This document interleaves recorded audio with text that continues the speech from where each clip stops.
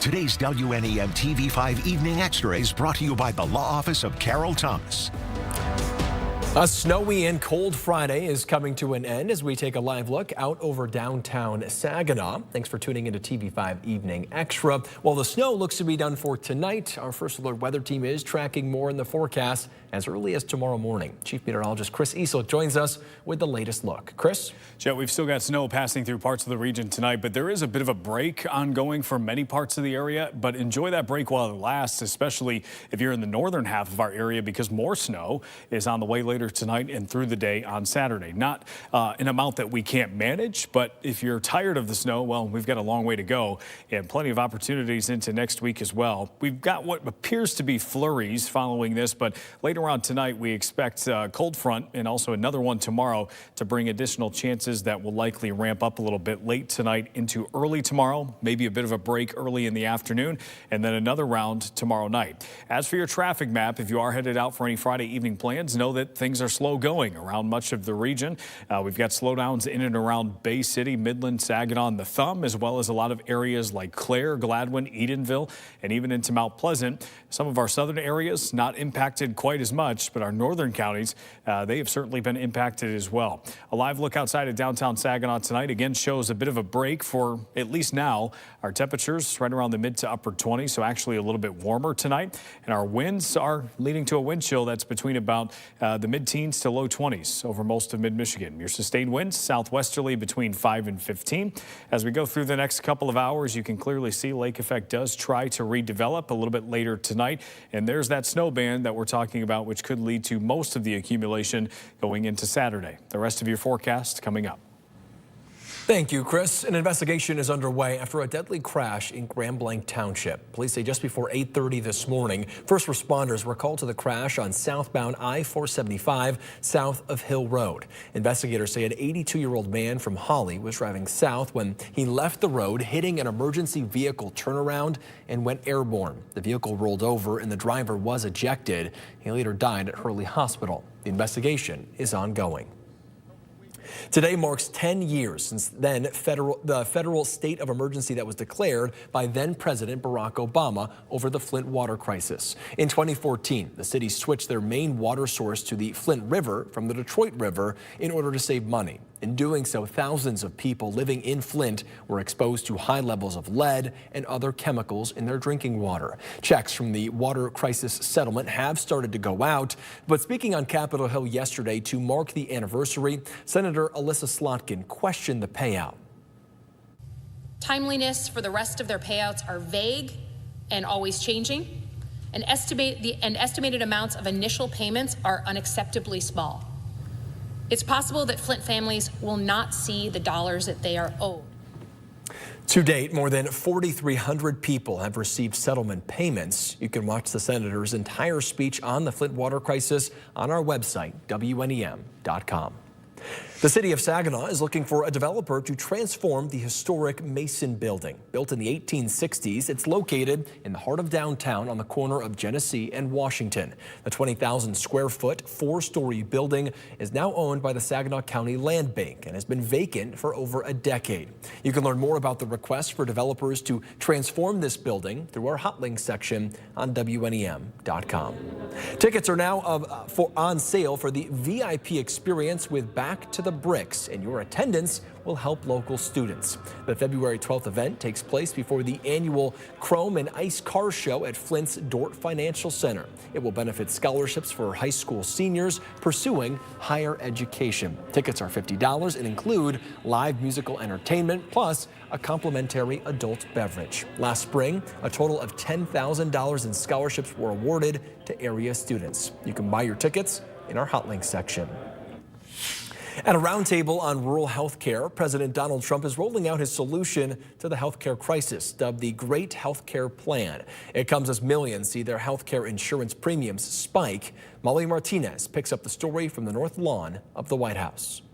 The president's plan promises to slash drug prices and allow individuals to negotiate on their own behalf. He even went so far as to promise direct payments to Americans. How he's going to make all that happen, though, is unclear. This is called officially the Great Health Care Plan, That means low price and great health care. According to the White House, the plan would codify the Trump administration's most favored nation deals to get Americans the same prices for prescription drugs that other countries pay. Whoever's paying the lowest, we match it. It also promises $1 billion per state to shore up rural hospitals. Strengthening their workforce, modernizing facilities and technology, and ensuring that rural Americans get world-class health care in their own community, right smack in their own community. Missing from the plan, subsidy extensions for lower-income Americans and fresh options for patients with pre-existing conditions. Also worth noting, the actual work is up to Congress. The plan is more of a wish list turned to-do list for lawmakers. As Mehmet Oz explains, the baton is now in their hands. We need Congress to help craft the Great America Health Care Plan. And the Great Health Care Plan will work. It's a brilliantly conceived framework. Healthcare has historically been a thorny topic for lawmakers, recently causing the longest government shutdown in history. They now face a new potential shutdown over healthcare at the end of the month. At the White House, I'm Molly Martinez. A termination letter sent to former University of Michigan football coach Sharon Moore details the university's findings that resulted in his firing. In the letter, the university says its investigation not only found that Moore was involved in an inappropriate relationship with a staff member, but that he also made untruthful statements during the investigation. Adding Moore's relationship with the staffer could harm the university's reputation. Moore is not eligible to be rehired by the university and was ordered to return any U of M property by December 15th. Hours after his termination last month, Moore was arrested in connection with a reported assault. He was charged with home evasion, stalking, and breaking and entering. He is due back in court January 22nd.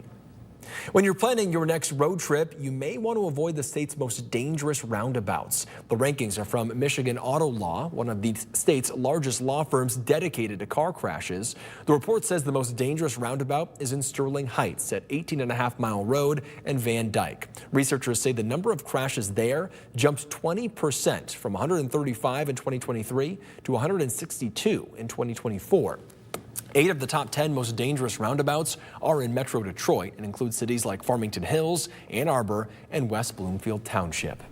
A state grant will help more than a dozen airports address PFAS contamination. The Michigan Department of Environment, Great Lakes, and Energy awarding $9 million in grants. The 19 municipal airports will use the money in a wide range of activities, including PFAS testing and monitoring, cleaning and replacing firefighting equipment, and cleanup strategies for groundwater and stormwater. Here in mid-Michigan, MBS International Airport will get more than $340,000 in funding. Flint Bishop International Airport will get $300,000. Other airports receiving the grants include Detroit Metro, Gerald R. Ford International Airport in Grand Rapids, and Capital Regional International Airport in Lansing. There's a push in the state legislature to legalize the sale of raw milk in Michigan. A package of bills is scheduled for House committee consideration. It would allow raw milk from farms to be sold directly to consumers. Right now, it's illegal for anyone to sell in Michigan because the FDA says raw milk can carry dangerous bacteria like Salmonella, E. coli, and Listeria. Hoyt Park is bringing back the ice. A series of events start tomorrow with fun for the whole family. The activities on the ice rink after the break. Plus, a new interactive exhibit opens at the Sloan Museum of Discovery. The new experience that will transport you back to prehistoric times.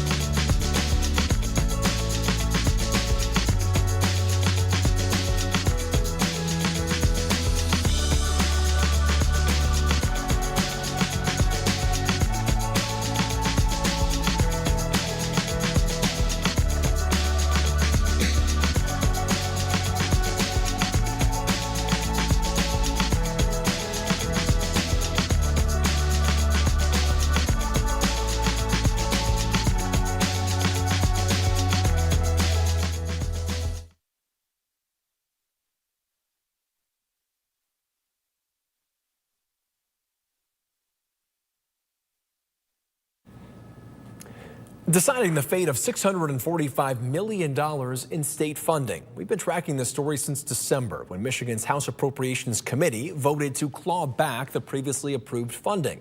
Last week, Michigan Attorney General Dana Nessel issued an opinion saying what the House Appropriations Committee did was unconstitutional, a move that freed up the money. But Republicans are not backing down, taking legal action. TV5's James Felton has more details on today's court hearing. The only reason we're here is to stop the bleeding, we think. They have control of these funds. The FBO director directed them to turn the codes back on, and it's business as usual with the government. So they're spending money that we think they have no right to have. Sean Dutton, an attorney for the House Republicans, told the court this case presents a constitutional emergency precipitated by the Michigan Attorney General's authorization of the executive branch to seize the legislative power of the purse. Dutton said the $645 million in public funds that, by operation of statute, have lapsed to the state's general fund, and that the Attorney General's decision that freed up this money overrides the Management and Budget Act. But Adam DeBear, an assistant attorney general, disagrees.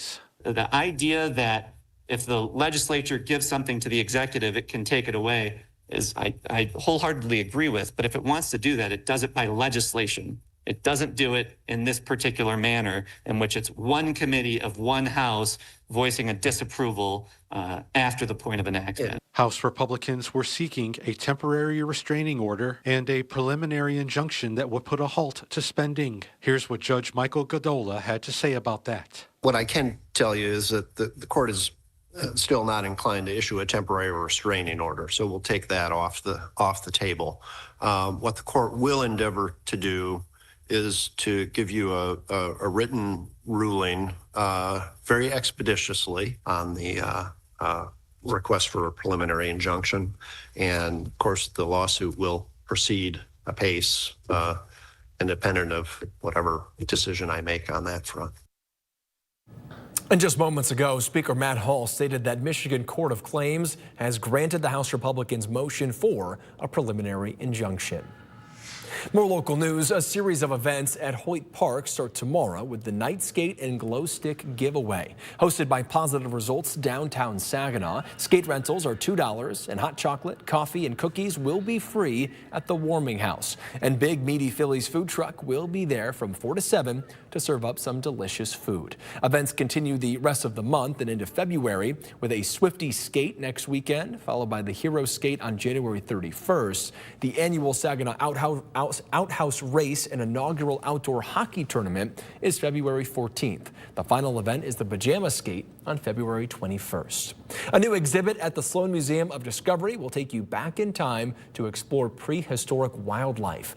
Ice Dinosaurs, the Lost World of the Alaskan Arctic, opens Tuesday. In the new traveling exhibition, you can explore paleontology's final frontier, studying the dinosaurs that lived above the Arctic Circle, where dinosaurs lived year-round in extreme polar environments. The interactive and educational experience showcases groundbreaking discoveries, animatronic displays, real fossils, and more. The exhibit runs through May 3rd.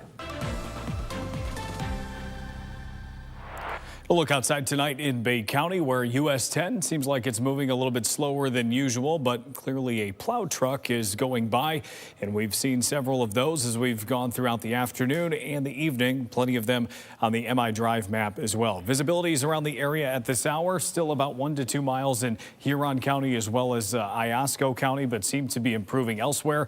This is a break tonight, and many of us will be largely out of the significant snow from this point forward, but there is still a chance that the northern half of our area especially will have a chance for some lake effect late tonight and tomorrow that may bring some additional inches of accumulation. So your first alert, pinpoint Doppler radar tonight, shows the snow is starting to exit the region, lightening up as it does so.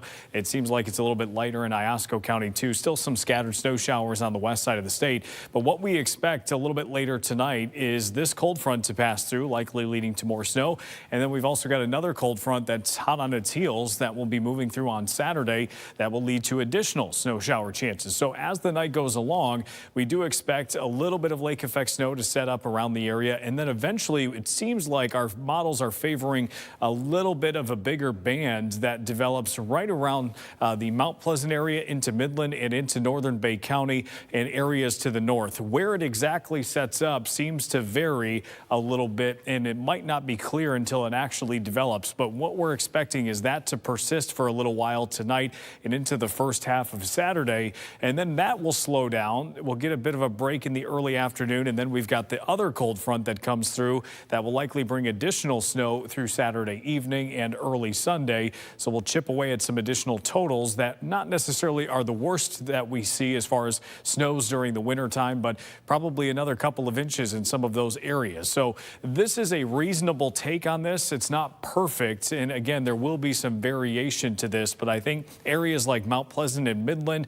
and areas north of there will have a chance again to pick up a couple of inches of snow between tonight and also the end of your Saturday. Lighter amounts the further south you go, though you still may have a chance to pick up at least a little bit of snow. Your low temperatures tonight will be in the teens, or excuse me, mid-20s to upper 20s to the south, and then our wind chills will be in the teens. Your highs on Saturday actually closer to average for how cold it's been the last couple of days, upper 20s to low 30s for tomorrow. And then as we take a look at your future feels like temperatures into the weekend, we'll likely see wind chills that are not quite as harsh. I still think we have teens at times, but it's not necessarily below zero. We have some single digits on Saturday night. But what I do think is as we go into next week, Monday night into Tuesday, those wind chills will really drop off. Monday itself is going to be a cold day, but it's also got wind gusts between about 30 and 40 miles per hour. And wind gusts and wind chills into Tuesday morning, likely leading to those chills between about, I would say, 10 below and 20 below. So we'll see if any cold weather advisories are issued early next week. And we pretty much stay cold all the way through next week as well. Thank you, Chris. The former president of the Buttman Firefighters Association in Gladwin County has been charged with embezzlement. 38-year-old Elza Hayes is accused of spending tens of thousands of dollars using the association's debit card for personal and family gains for nearly 5 years. State police say Hayes was advised of the warrant out for him and turned himself into the Gladwin County Jail yesterday. He was arraigned today on one count of embezzlement of $50,000 or more, but less than $100,000. His next court appearance is scheduled for January 29th. The state is charging a Midland County mobile home park for operating without a license. According to court records, Evergreen Whispering Pines Mobile Home Park in Lee Township pleaded not guilty to the misdemeanor. The next hearing is scheduled for February 2nd. Several previous hearings were adjourned. We reached out to the owners and did receive a response from a spokesperson saying in part that the park continues work to ensure that it is compliant with regulations. It says it appreciates the court recognizing the park's efforts to improve and the court's willingness to utilize the court process to ensure the park's efforts are not unnecessarily delayed by third parties. A candidate for Secretary of State has announced he's ending his campaign for the job. Agogo Adeviye, Michigan's Deputy Secretary of State, says he no longer believes he has a viable path to the Democratic Party's nomination after Lieutenant Governor Garland Gilchrist announced his candidacy. Adeviye is now endorsing Gilchrist for this election. The remaining Democrats vying for Secretary of State are Gilchrist, Ingham County Clerk Barb Byram, former State Senator Adam Ollier, and former Michigan State Lottery Commissioner Susanna Shkreli. Republicans looking for their party's nomination are Macomb County Clerk Anthony Forlini, Clarkston Community Schools Trustee Amanda Love, and GOP Delegate Monica Yatuma. Next month, Governor Gretchen Whitmer will give her final State of the State address. It will be on February 25th inside the Capitol's House chambers in front of a joint session of the State House of Representatives and State Senate. During her final address, Whitmer's office says she will lay out her plans to continue building on her accomplishments while in office. Her proposals will focus on creating jobs, lowering costs, continuing investments in education and literacy, and building housing. All new tonight, 6 hours after a devastating crash, a tiny kitten was still missing. Find out how an urgent plea led to a heartwarming reunion on News at 10 on the Great Lakes Sports and Entertainment Network. Then on TV5 News at 11, improving health care in rural communities. What the state is doing to try to get the most for its money. Also at 11, a big night for boys and girls basketball. The rim-rocking highlights in Fast Break Friday.